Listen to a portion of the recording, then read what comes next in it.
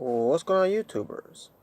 It's the Natural Born Driller, and welcome everyone to WWE 205 Live Review, the show from February 12th, 2019.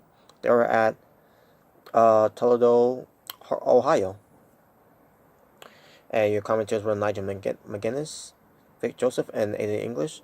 This was the Go Home Show edition for 205 Live, where it pertains to the cruiserweights.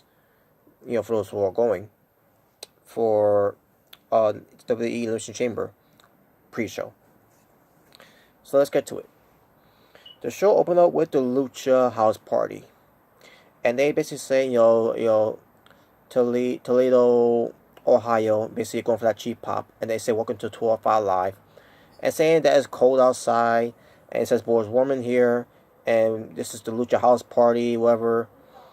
And they talk about the segment they had with Elias from Raw, which they did, and basically they wanted Grand Metalik to sing something, but they got cut off by Gentleman Jack Gallagher, and also being accompanied by Drew Gulak.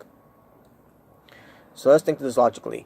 The Lucha House Party that's supposed to be about Lucha Libre want to be just to sing on 205 Live instead of competing. Fucking hate the Lucha House Party. So we had a match with Gentleman Jack Gallagher versus Lindsay Dorado. You had Drew Gulak on commentary, Lucha House Party at ringside. Match itself was pretty decent. Drew Gulak on commentary, having some words with Aiden English, what pertains to Humberto Carrillos. So,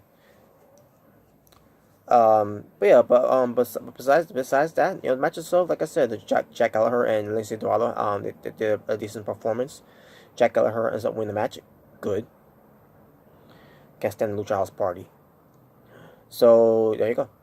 Then we get to Kayla Braxton, who talks about the no disqualification match that Norman Dar and Tony Nese is going to be having, and also she spots Humberto Carrillo, and basically talks about what was talked about what pertains to Jack Gallagher and Drew Gulak, and he says it's fortunate that they wanted to help him out and everything, especially what pertains to of his they could change his lucha style, and he talks about how he enjoys wrestling, on 205 Live, and especially where pertains to his craft of lucha libre, and he says something in the line about listen to those before him, whatever.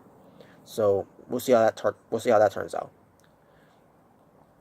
I thought it was alright though. How Humberto Carrillo carried himself in the promo.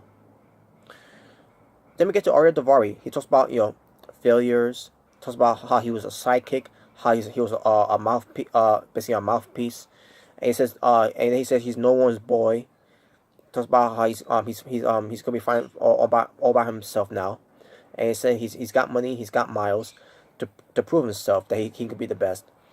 And he says that he needs to be the cruiserweight champion to prove that. So we'll see how that turns out. I thought it was a good promo though. He was at some kind of location outside of the arena. Hopefully they'll do something with Ariel Daivari. Mike and Maria Kanellis, they do a promo about Mike Kanellis. Basically Mike Kanellis saying 16 years it took him to get to WWE, and then ever since he's got there, he's not been having any wins. For example, losing to Kalisto and losing to D. Brian Kendrick, and basically saying that he's been treated like a joke and all that. And then Maria Kanellis was talking about it's not about losing, it's about progress. It's about if they lose, they win. And I was thinking to myself, well, how does that make sense? In a way, they kind of did make sense, because they said because if they lose, they learn. So they're going to learn for their losing. So in the future, they'll learn from that mistake, and they'll win matches. We'll see how that turns out. So, but anyways, so also she says that they're not afraid to lose, and talk about how legends are made by the match. And she said something about she said the exact words the exact words I meant to say. Day of Reckoning. And that reminds me of the video game WWE Day of Reckoning from 2004 and 2005. Great games. They'll make those games like they used to anymore. Now you got shitty tool. Now you got shitty WWE 2K games.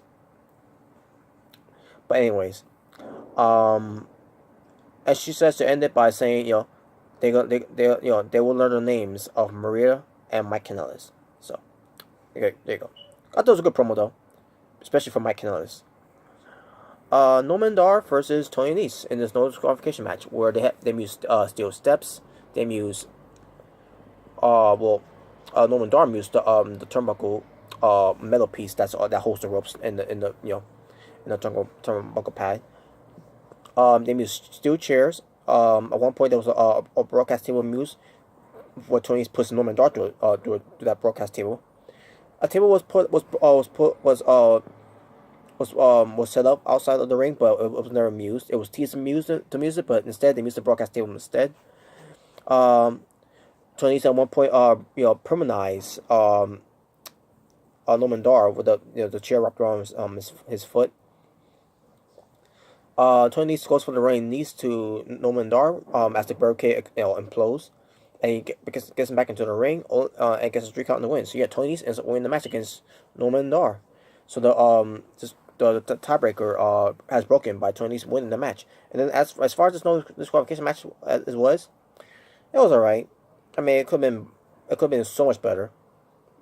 Like for example, blood, but there was no blood, and there was no chair shots to the head. So, to me, it's sort of a fail. But I thought it was alright. And that was the main event match, by the way.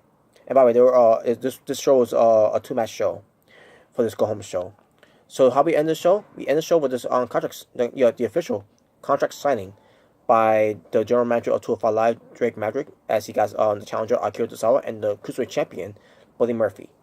Akira Tozawa already signed the contract and all that, and basically, Drake Maverick was doing the talking about how important this match is and all that for Elimination Chamber, which is gonna be on the pre-show. So Buddy Murphy said, take a photo of this Akira Tozawa. You can use my phone because it's gonna be as close. You'll basically say it's just gonna be as close as you're ever gonna be cruiserweight champion again. And he says that he proved himself at the Royal Rumble pre-show. How he's unstoppable, and he says that Akira Tozawa doesn't stand a chance. And Akira Tozawa says how someone who must be unbeaten before, like the king of the cruiserweights, Neville, who's now going by Pac. And says that he defeated the king of the cruiserweights and won the cruiserweight championship, and he's gonna do it again. This time against the unstoppable Buddy Murphy. And then he starts smiling at Buddy Murphy, and then the show ends from there. So. Oh yeah, also Buddy Murphy, after he was finished talking, he signed a contract. So yeah, it's official.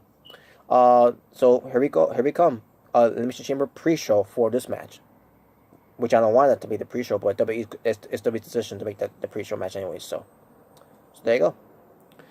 So I mentioned 2 of my wrestling 2 matches. So my overall strength for 205 Live, from the WWE, from the show on November 12th, 2019. I'm gonna go 5.5 out of 10. It should have been a better show, but it wasn't. So I thought it was a solid show though. But with that being said, thank you all for watching. It's the Natural Born Thriller, saying peace on the streets.